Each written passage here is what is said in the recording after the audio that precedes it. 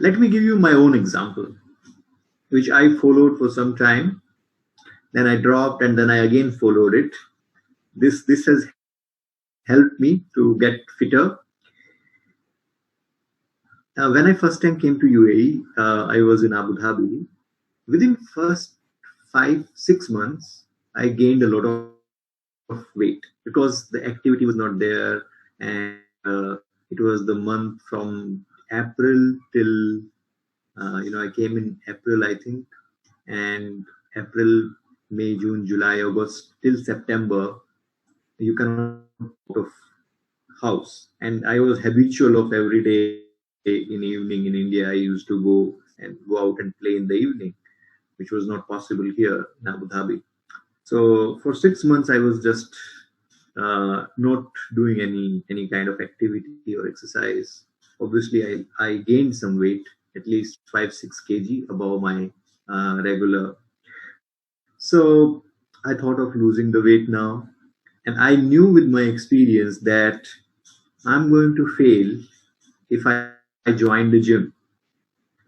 Okay, because my history with gym was not good. So I will go to gym for 3 days. I will lift the heaviest machines, and then after that I will take a break for 5 days so that my body can recover. Then 5 days becomes 10, then 15, and then I stop going. It has happened to me 2 3 times. So this time I thought that no, okay, let's have a easier target. Let's have achievable goals and simpler goals. So I started with walk. So I said for 1 month, I will just walk. I will not lift anything. I will not do any kind of exercise. No stretching, nothing, just walk. And 3 months, actually, I, I just simply walked for 30 minutes and 3 times a week. Once you start doing that, you're, uh, and then I planned, okay, one day walking and running for 5 days a week. And then targeted to have my first 5 kilometer race, which I did. I remember I was in Abu Dhabi. I did my first 5 kilometer race. In my life, I did it. Not in my life. School days, yes, we used to do, but last 5 10 years.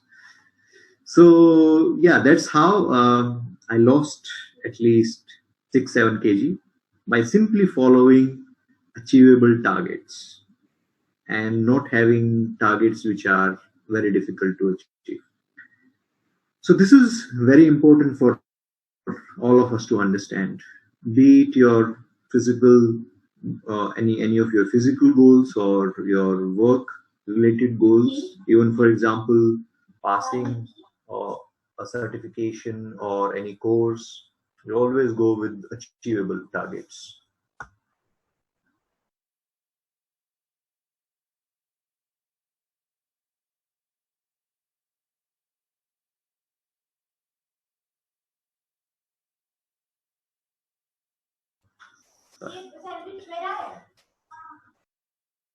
So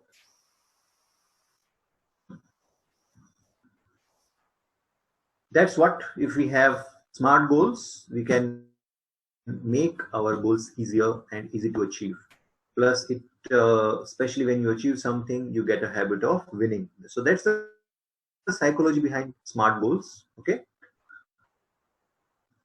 that's why we have KPI, KRA, and then KPIs are always quantifiable, because when you have quantifiable goals, then it becomes easy. It's measurable. It becomes easy to achieve those goals.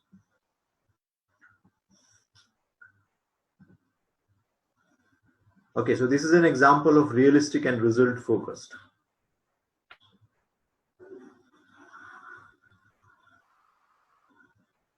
So a known result focused will be something like develop a new performance management system.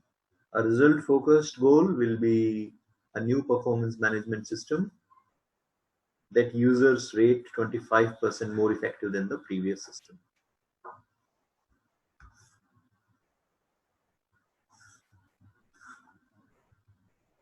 Okay, so similarly, we can have our goals like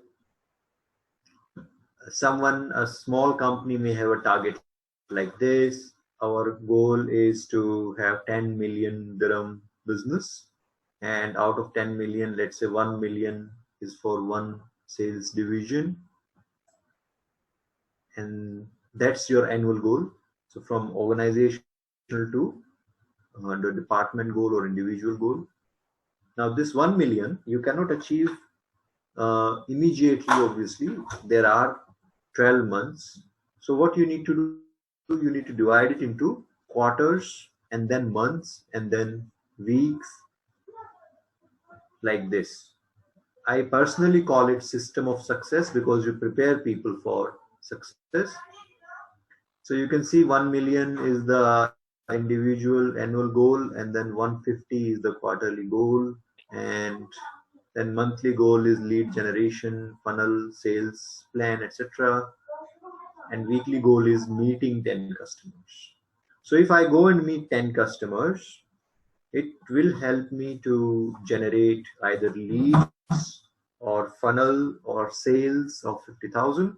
And if I, in a month I plan for 50, then in a quarter I can easily get 150. Maybe first quarter my sales will be low, but in next quarter I will pick up.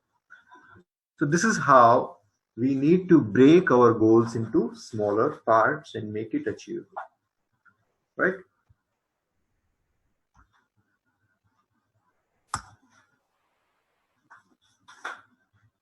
So in this entire scenario, what is goal of a manager? So first thing is to break these goals into smaller sections. That's one job for the manager.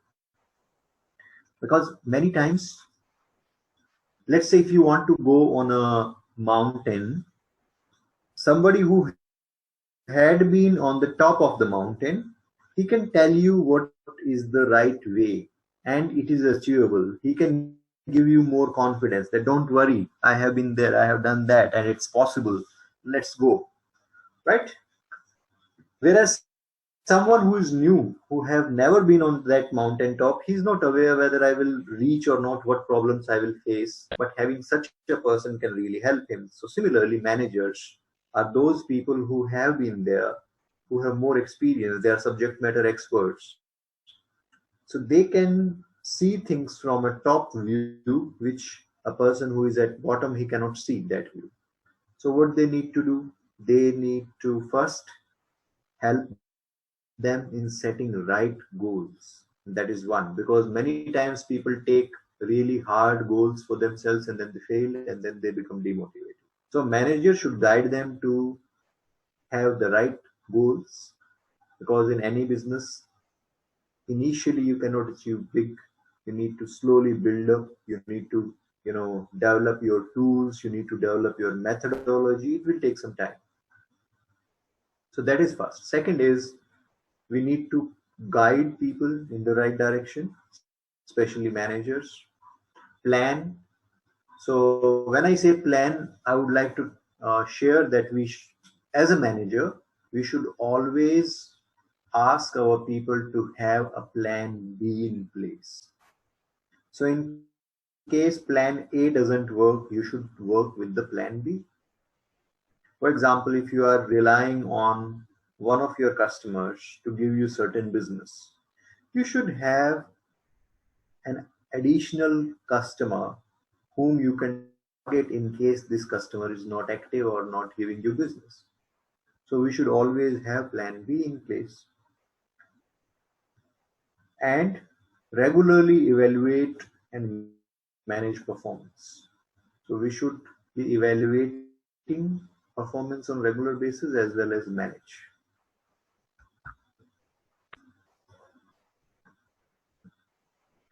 So development plans, and what is development? This is a very interesting thing. When we say development here, what it means is developing an employee. Now, can you take guarantee of an employee that if I give him this content, he will develop into the next level?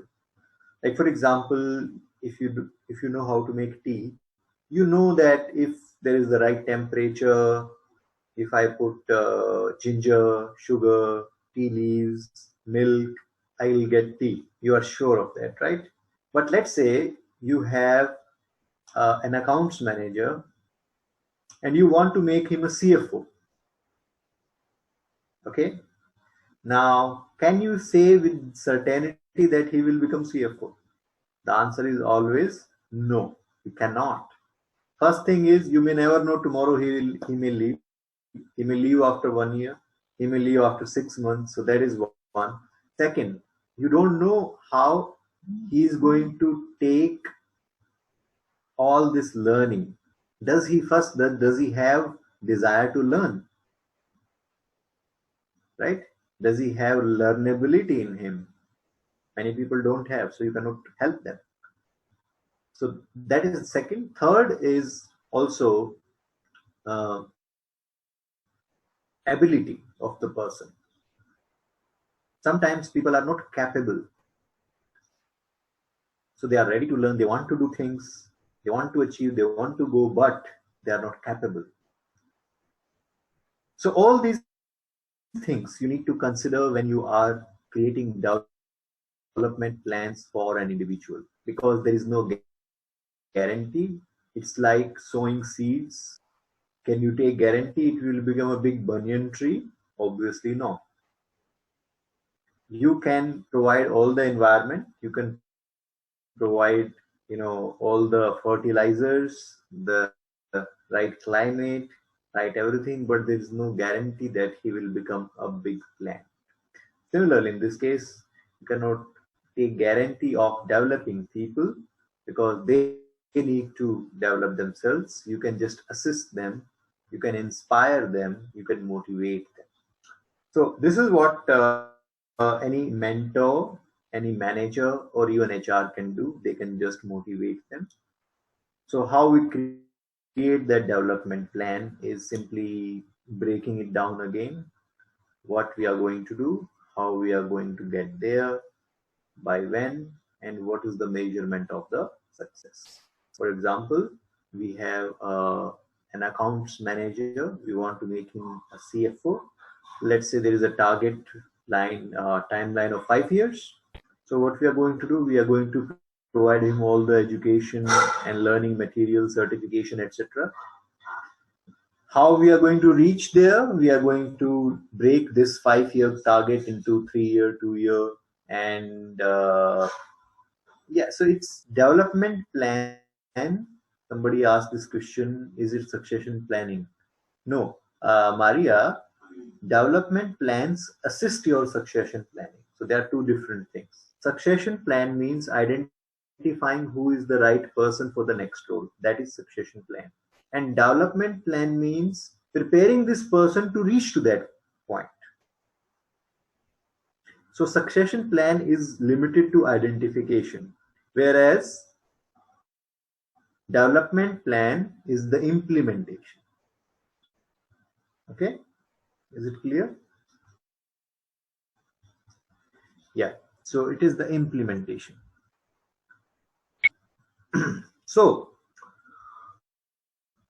there should be a proper planning. We should set again smart goal instead of having a goal like we will make him a CFO. You should have a smarter goal and annual goal, quarterly goal. Okay, this year we will attend 3 certifications or 2 certifications. So we will make sure the person passes 2 certifications. So you will enroll him. You will take the budget approvals management, and you will make sure that pending all the classes, you will motivate him, you will meet him every month and see how it is going, right? That's what you can do.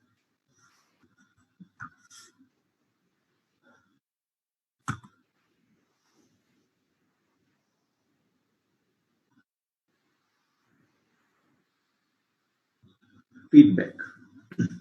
When we are giving feedback, I think we've already talked about it.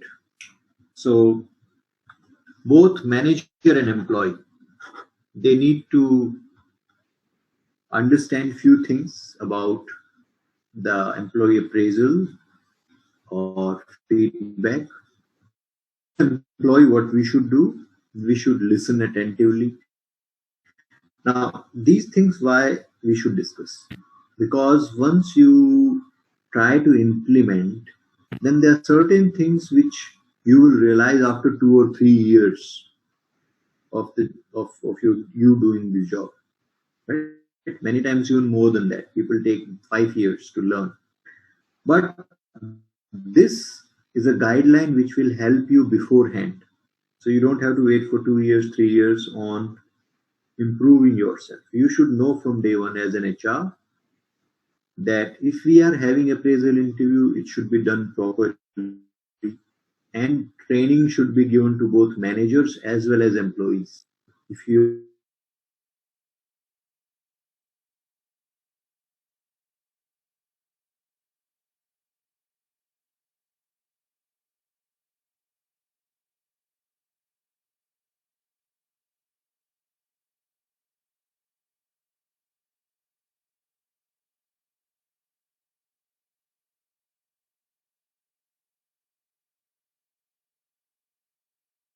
his real feedback,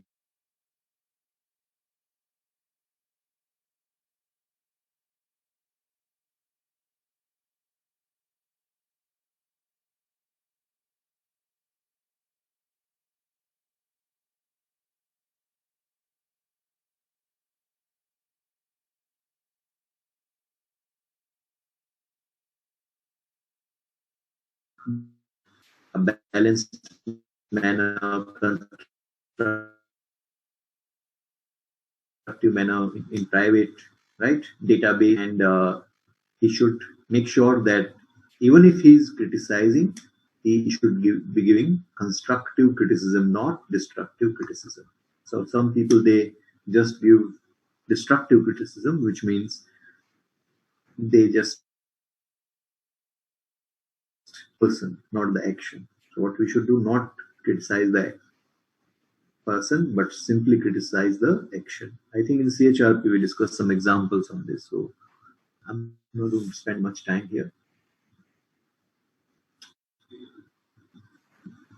Yeah, this is very important. If you are a reporting manager who is taking an appraisal meeting, or if you are training these reporting managers, there are certain things you can always tell them. A technique like paraphrasing. So sometimes people are not ready for criticism. And in fact, most of the times when you start criticizing people, they will take a defensive stand. They will start defending themselves. And when somebody is trying to defend himself or herself, it will not help them to change their behavior or change their work. So you need to make sure that they do not just defend, but they intake what you want to share with them. For that, paraphrasing is a great technique. So what we do in paraphrasing, we use some phrases, we use some sentence which you can be used as a prefix to your appraisal interview statements. So for example, it sounds like you are saying this. Okay. So for example, somebody says, an employee tells you that, I did not get full support this year. Now, instead of discounting his statement and saying, but no, it was your fault as well. So that is one way, which is you are discounting what he said, and then you are further pressurizing him with another sentence that it was your mistake as well. The right approach is you should paraphrase and say, so it sounds like you are saying that you did not get support from me. So what happens if you use this paraphrasing? Will become open. They will no longer be defensive. Right? Now they are not stopping your views, they are not defending themselves, and they say, okay, so he's acknowledging his mistake. So it seems like you are saying you did not get support from me, right? And then you can, from there, you can take it further and in a constructive manner, you can share certain examples. But if you remember, in the month of September, then October, then and November, we had regular meetings. And in those meetings, you never raised that point that you need my support. If you don't tell me, how would I know that you need my support somewhere?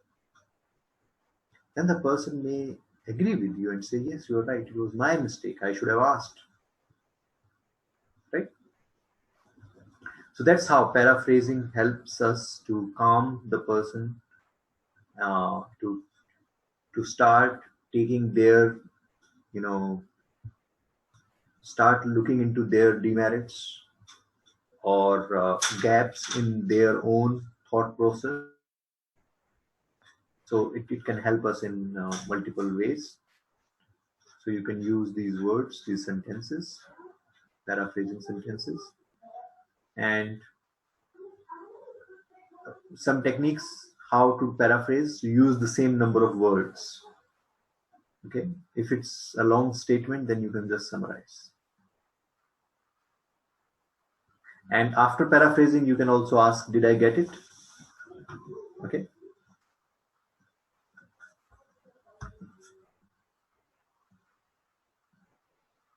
Now this is the end of our performance management system.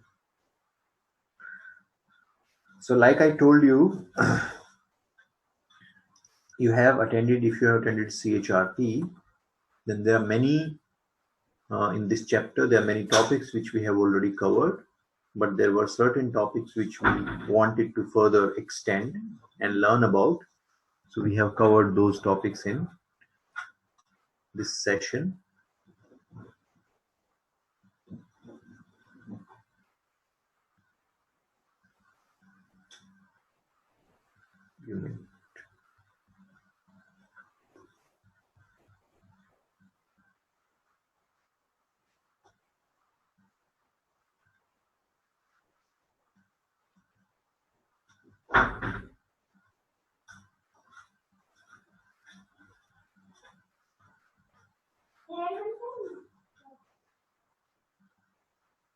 Okay. Total rewards.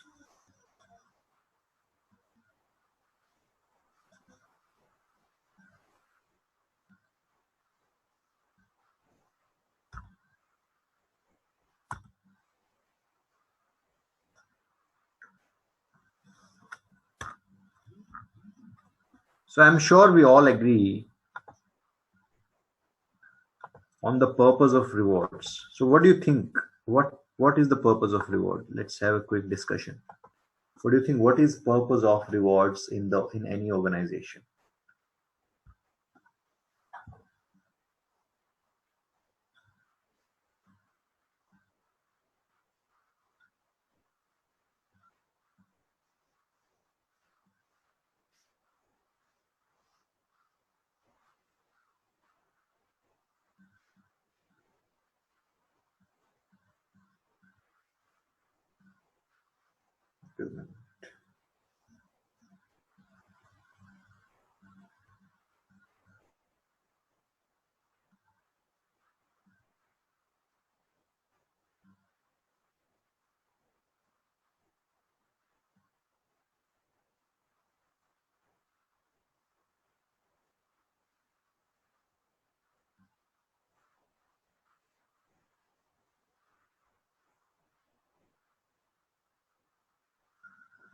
Yeah. Hmm.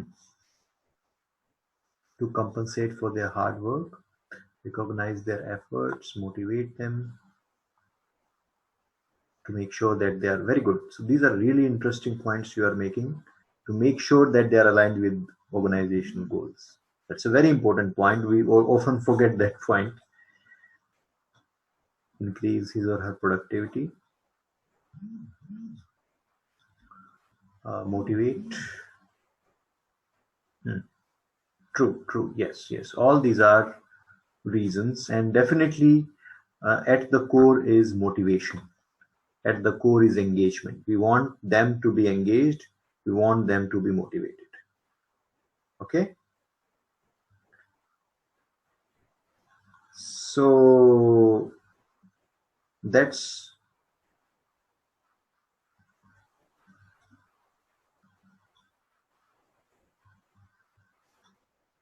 yeah. So that's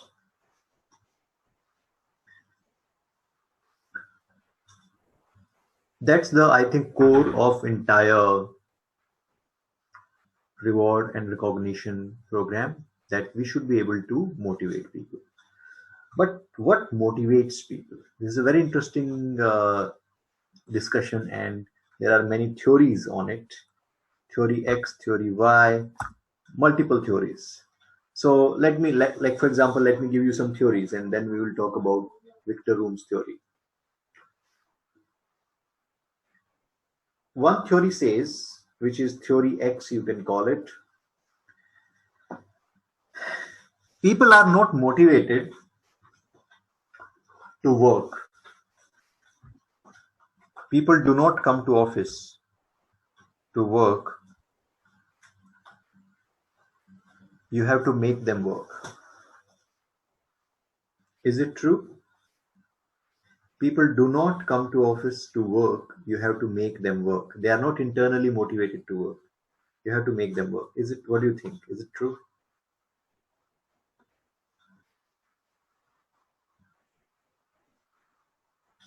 It depends, huh? Okay, it depends. Okay, so do you know, around 80, 90 years, this is how the rewards have been, because this was the theory X, which was, most of the managers during the industrial revolution, this is what they used to think, that people do not come to factory, to office to work until you make them work. So job of a manager is to make them work. They themselves won't do anything. But later on it was challenged, and it was found to be wrong. Because when the manager is asked, so it means you also need to, we need to make you work, otherwise you won't work. The manager will, what manager will say? No, no, no, no, no. We are talking about the laborers. We are talking about the entry level, not about managers. We are self motivated. So, like a manager is self motivated, other people are also. Whenever someone leaves their house, comes to an office, and they are expecting something in the end of the month, no one expects free salary. Yeah, there will be, out of 100, there will be few, five maybe out of 100, five, maximum 10 in some cases. That depends on what type of work they are doing. But 95% of the people, they come to office to work, to accomplish something. They leave their families and they leave their house and come to office. Okay. So it's not 50-50, it is 95-5. So this theory was proven wrong, that it is not true. Second theory was Elton Mayo's theory. Elton Mayo says a satisfied worker is, sorry, yeah, a satisfied worker is productive. If a worker is from his rewards, the rewards that he's getting, he's productive. Do you agree with Elton Mayo? A satisfied worker is productive.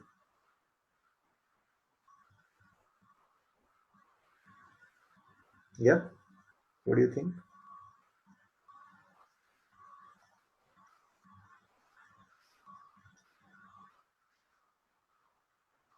Okay, so everyone is saying yes, 100%. A satisfied worker is productive. Okay, we believe that. What about all the government employees?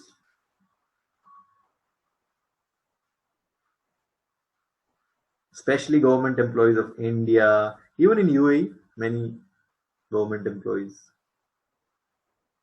aren't they satisfied? with their salaries, with their jobs. Yes. But are they productive? No.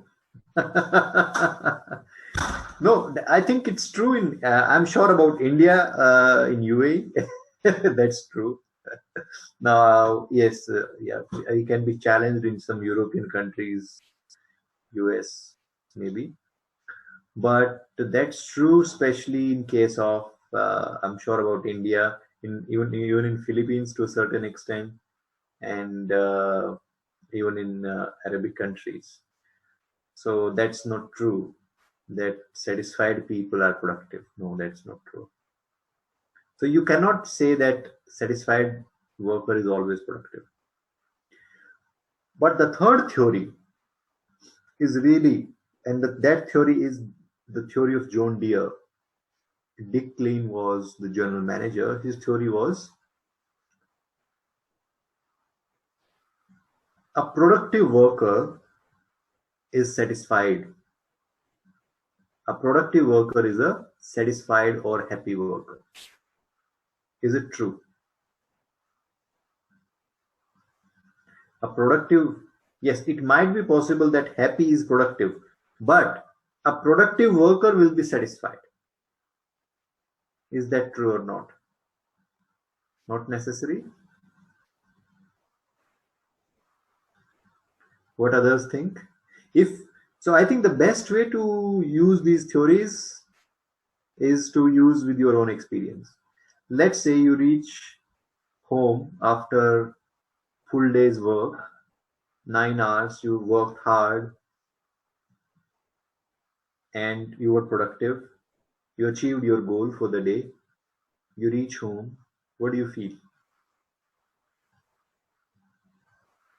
Don't you feel satisfied? Obviously, if you are paid. Huh? So if you are not paid, then we are not talking about that. But yes, if you are paid and you did something, you feel satisfied. You feel you have achieved something. Yeah. Okay. So Akshay is saying it really depends on. Akshay, can you give me an example of a work which you might put a lot of hard work and still not satisfied? I think I'm just saying because it really depends on the work you do. Because sometimes someone is in a job just because they have, I mean, they're desperate and they need that job, and they might Mhm. be doing all that they need to do, but it's not like that's what they want to do. You Yeah, know, yeah, that's a very interesting. I agree. I agree with you 100%, and that's a very interesting point. say That for example, say you are teaching, you really like doing this, and that's why you're satisfied, and that's why you feel accomplished when you do something. Say for example, there's someone else who can do so much more, but he's not getting that opportunity, but he's only doing that job because he needs to protect his family, or he needs to he needs that job basically to make ends meet. So he might not necessarily be satisfied with the job he's doing, but he's only being productive because he needs that job. Hmm. Yeah, that's a very interesting point, and what she's pointing to is uh, the same hierarchy of need, right? Yeah. You may be at a level where what you are doing is it has become like not that important, or is not my life's purpose, or it's not something which I would enjoy, but still I do it so that Yeah. I can feed my Especially in this family. market now, there's so many people out there who don't have jobs, so they take up anything that they get. So when Yes, when they are just, I mean, they're just taking up a job because they need that job to stay here and whatnot. So in that case, then they're not necessarily satisfied. They're just doing it because they need that job. absolutely agree. Yes, yes, yes, exactly. So that's where the third theory which we discussed, it also can be challenged, that a satisfied worker is a happy worker. Not always. So that's also not true 100%, but yes, it's true up to a certain extent. Like majority of people, when they do something, when they finish any task, they will feel a satisfaction, they will feel a happiness. That happiness or satisfaction comes from your mind, You may not get the right reward. That's the secondary step. First step is to get that satisfaction of completing the task. But what if the reward that, if you know that the reward I'm getting is not enough? And that's where Vroom's expectancy theory comes in. So that was a very good observation, Akshay. I was exactly uh, wanted to hear something like that, and you said in the right terms. So Victor Rooms, he says that Victor Room says that there are three things that must be there to motivate a person. Okay, so what are these three things? First is expectancy. Expectancy means that if I work, I will achieve this. What it means? You can say how achievable the goal is. That there is a chance that if I put effort, I will achieve this. That's expectancy. Okay. So take a very simple example. Um, I can give you many examples, but let's take a very simple one. There is a rock weighing around 20 40 kg, and you are driving. Okay, so the stone is right on the road. It is blocking the road, and you know that I can easily, it's 40 kg or 50 kg maximum, I can push it to the sides so that there is a way for me and people who are behind me, they also can pass them. So you have expectancy that if I put effort, I can remove this stone. So if I make effort, I will achieve certain thing. I will achieve a goal. That is expectancy. Okay. But what if the stone is like 200, 300 kg or 2 ton? Then you look at it and what you will do? Are you going to put your effort on that? The answer is no. You won't. Because you know you cannot move it. So there is no point of putting an effort. So you will simply take a U-turn and go back home. You're not going to waste your energy on that because you know you are not going to be successful. So that is expectancy. When you put goals too high, expectancy becomes low. And in case expectancy becomes zero, motivation becomes zero. Okay? Be it any kind of goal. Okay, let me give you a simpler goal which can help you in your life. Let's say you have a son, you have a daughter, brother, sister, and they often get 60% to 65%. All right. And then you tell them that if you get 95% this year or 98%, you will get an iPhone. Okay. Now from 65 to 95. Now that may be a great reward you are giving, that you will get an iPhone. Come on, put all your efforts. But moving from 65 to 95 is very difficult. So most of the cases, they will think, oh, he's talking or she's talking about iPhone because they know I'm not going to achieve it. So there's no point of putting any kind of work into it. That's true. When we do not see uh, the goals as achievable, when we believe that even if we put effort, we are not going to achieve it, then there is no motivation. Okay. Second is instrumentality. What is instrumentality? A person's belief that if I do this, I will get reward. Okay. So like in this case, a child who is, let's say, who is getting 65%. Now you tell him, so you just have to work harder and get 80%. If you get 80%, then I will give you an iPhone. Okay. Now the person may be motivated. He may have or she may have an expectancy that, yeah, if for iPhone I can put a lot of hard work. But if they know that dad lied 5 times earlier, last year he said I will bring a bicycle for you. He didn't give me bicycle.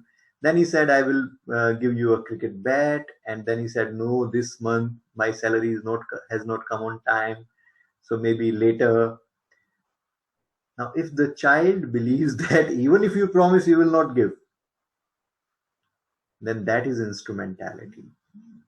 Okay, a person's belief that this effort will lead, if we if we achieve a target, then we will get a reward. That is instrumentality. Okay, so if they don't see any reward, they just see hard work and no reward, so then instrumentality becomes zero. Have you seen companies? They change the goalpost in the last moment. Some people, they do that.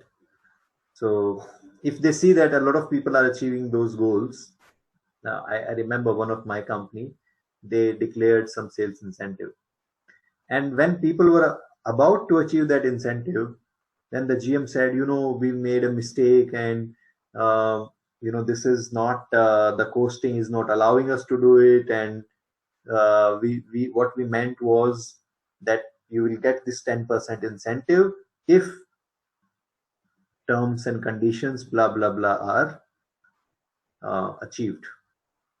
So obviously they did not want to give that reward, but still they promised. Now this is the worst thing that can happen. What will happen in future? Now people are not going to take goals seriously because their belief that a specific outcome, even a specific outcome, you will not get a reward. So that is instrumentality. Third is balance. Now this is what Akshay was speaking about. A balance is, let's say the goal is achievable. There is expectancy to achieve this goal. And I also believe that if I put some hard work, I will achieve this. But what if there is no balance? Balance means an individual's desire for that outcome.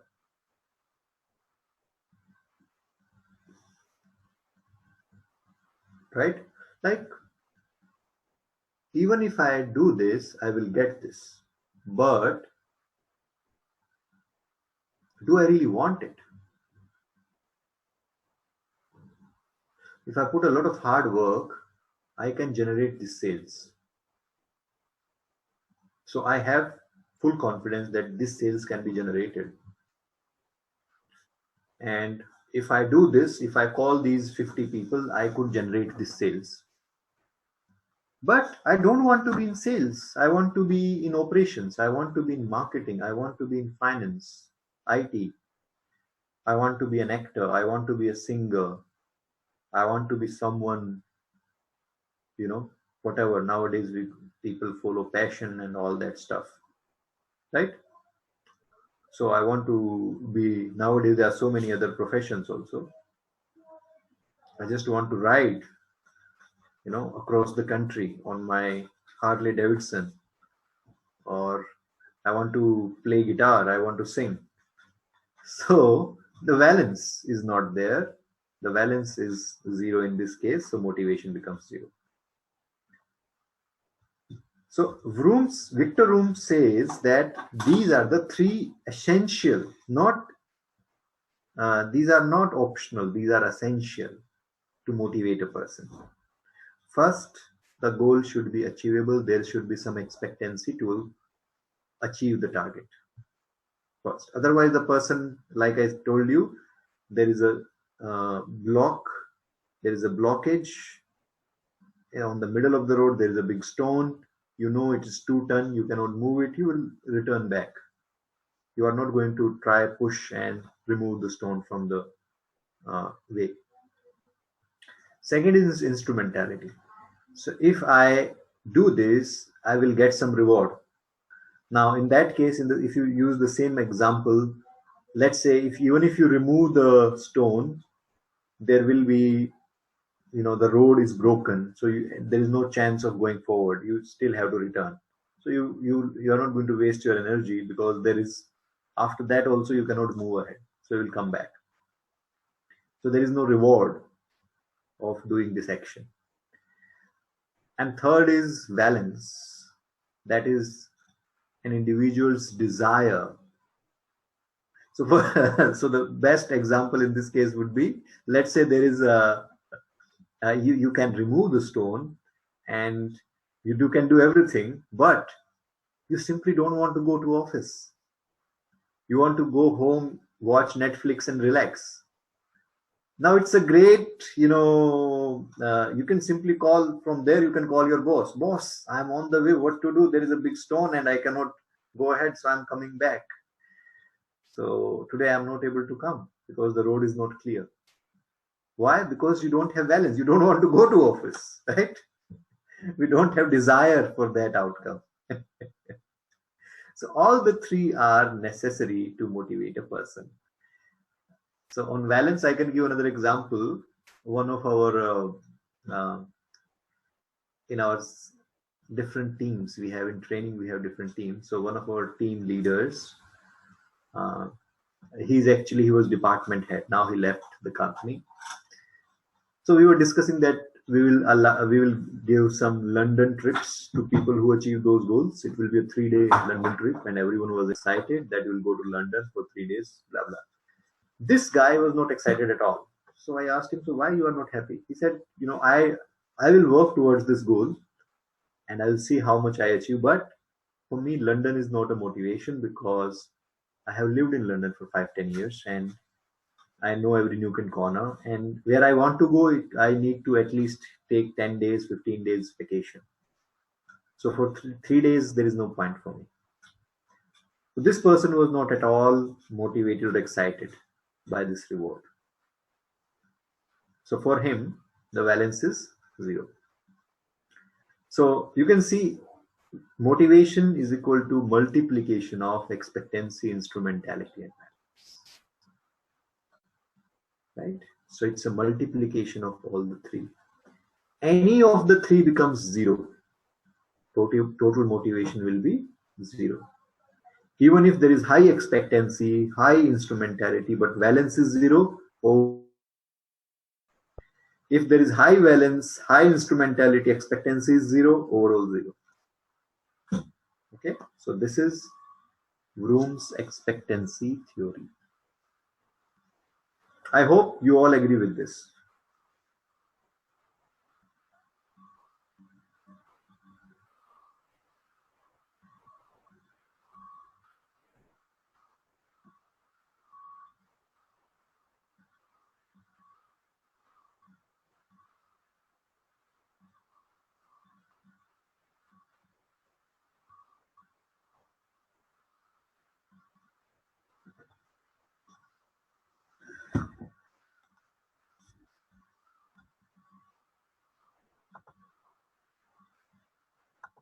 All right.